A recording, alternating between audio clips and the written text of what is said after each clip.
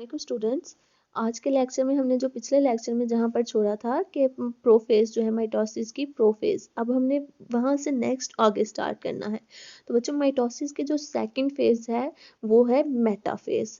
Metaphase के अंदर क्या होता है कि जो इंटरफेज में क्रोमोसोम डुप्लीकेट हो चुके हुए थे, ठीक है, क्रोमेटिन मटेरियल जो है वहाँ पर जो है सारा मटेरियल न्यूक्लियर मटेरियल रेप्लिकेशन हो चुकी थी। फिर प्रोफेज के अंदर जो है क्रोमेटिन मटेरियल आ गया था किस फॉर्म के अंदर, क्रोमोसोम की फॉर्म में, और हर क्रोमोसोम के पास 2 क्रोमेटिड्स थे। तो अब यहाँ पर इस फेज के अंदर क्या होना है कि वो सारे के सारे क्रोमोसोम सेल के इक्वेटर में सेंटर में अरेंज हो जाएं। अब कैसे अरेंज होंगे वो हमने देखना है। तो पहली बात ये कि क्रोमोसोम जो है इस फेज के अंदर वो डुप्लीकेटेड फॉर्म में है, मतलब 2 क्रोमेटिड्स हैं एक क्रोमोसोम के पास, जिनको हम सिस्टर क्रोमेटिड्स बोलते हैं। ये जुड़े हुए हैं दोनों क्रोमेटिड्स सेंट्रोमियर की मदद से। सेंट्रोमियर का दूसरा नाम प्राइमरी कंस्ट्रिक्शन है। अब जो सेंट्रोमियर के ऊपर एक स्पेशल एरिया होता है उसको बोलते हैं काइनेटोकोर।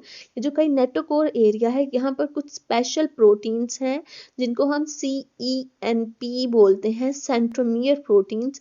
उन्होंने इस एरिया को बनाया होता है और ये यहाँ पर मौजूद होती हैं। एक सेंट्रोमियर के पास 2 काइनेटोकोर रीजन्स होते हैं। अब इन काइनेटोकोर रीजन के साथ काइनेटोकोर फाइबर्स अटैच होते हैं। हमने माइटोटिक अपरेटस पढ़ा था, 3 जो जो है माइक्रोट्यूब्यूल्स वो जो है उनको हम बोलते हैं कलेक्टिवली माइटोटिक अपरेटस। उसमें आते थे काइनेटोकोर फाइबर, उसके अंदर आ जाते थे पोलर माइक्रोट्यूब्यूल्स और एस्टर। अब इन तीनों में से 2 जो थे वो स्पिंडल माइक्रोट्यूब्यूल्स कहलाते थे। वो कौन कौन से थे? वो थे काइनेटोकोर माइक्रोट्यूब्यूल्स प्लस पोलर। तो अब मेरा जो है सेंटेंस गौर से सुनिएगा कि सेंट्रोमियर के ऊपर मौजूद काइनेटोकोर रीजन के साथ माइटोटिक अपरेटस के स्पिंडल फाइबर्स में से काइनेटोकोर फाइबर जो है वो जाके उस काइनेटोकोर रीजन के साथ जुड़ जाएगा।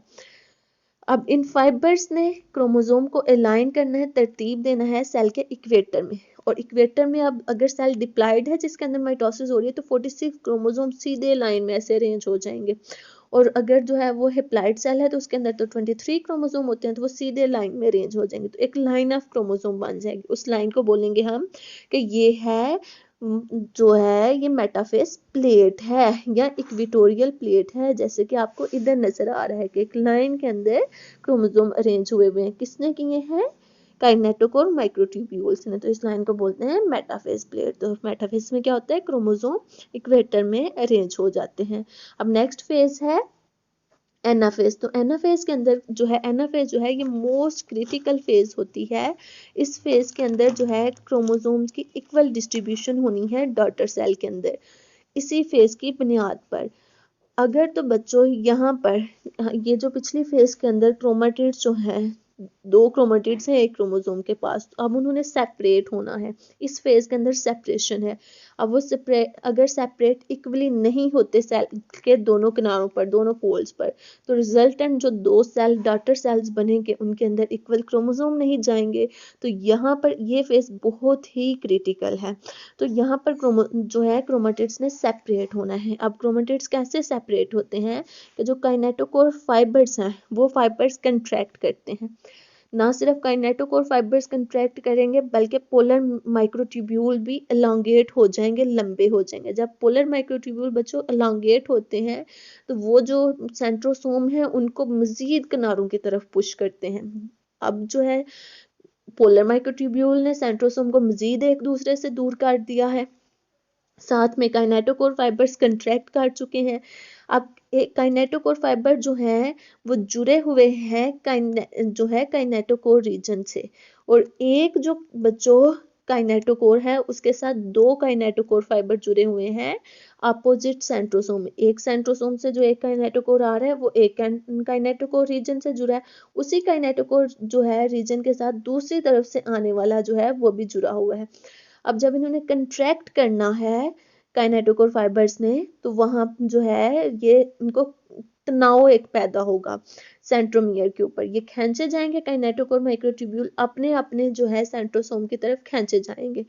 जब वो उधर को जाएंगे, मूव करेंगे पीछे की तरफ सिकुड़ेंगे, तो साथ में जहां पर जिस पॉइंट पर जुड़े हुए हैं वहां पर एक प्रेशर, एक फोर्स बिल्ड होगी सेंट्रोमियर पर, और सेंट्रोमियर दरमियान में से डिवाइड हो जाएगा। आधा एक क्रोमेटिड जो है एक तरफ चला जाएगा, दूसरा क्रोमेटिड दूसरे पोल की तरफ चला जाएगा। इससे जी क्रोमेटिड सेपरेट हो गए। हर जो है पूरे के पूरे जो क्रोमोसोम है उनके दोनों क्रोमेटिड इक्वली दोनों साइड पर चले जाते हैं। लेकिन अगर यहाँ पर जो है प्रॉपर तरीके से ना सेपरेट हो तो नेक्स्ट जो है एक साइड पे ज्यादा क्रोमेटिड जा सकते हैं, दूसरी साइड पर कम क्रोमेटिड जा सकते हैं, जिसकी वजह से एबनॉर्मेलिटी या सिंड्रोम्स हो सकते हैं। अब बच्चों ये चीज़ है कि ये जो नेक्स्ट, अब हम क्रोमेटिड जब अलहदा हो जाते हैं तो अब हम उनको क्रोमेटिड्स नहीं बोलते, अब हम उनको क्रोमोसोम बोलते हैं। ऐसे क्रोमोसोम जो डुप्लीकेटेड ना हो, जो सिर्फ एक क्रोमेटिड पर मुश्तमिल हो, जैसे कि इसमें आपको नजर आ रहा है। अब हम इनको, ये डॉटर क्रोमोसोम है, जो उनका पेरेंट क्रोमोसोम दरमियान में अरेंज है ना, उनसे ये सेपरेट हुए हुए क्रोमोसोम है। ठीक है, क्योंकि क्रोमेटिड्स अलग हो गए, अब हमने उनको क्रोमोसोम्स बोलना है, अब हम उनको क्रोमेटिड्स नहीं बोलेंगे। और ये वाले सारे के सारे जो क्रोमोसोम्स हैं ये डुप्लीकेटेड नहीं है।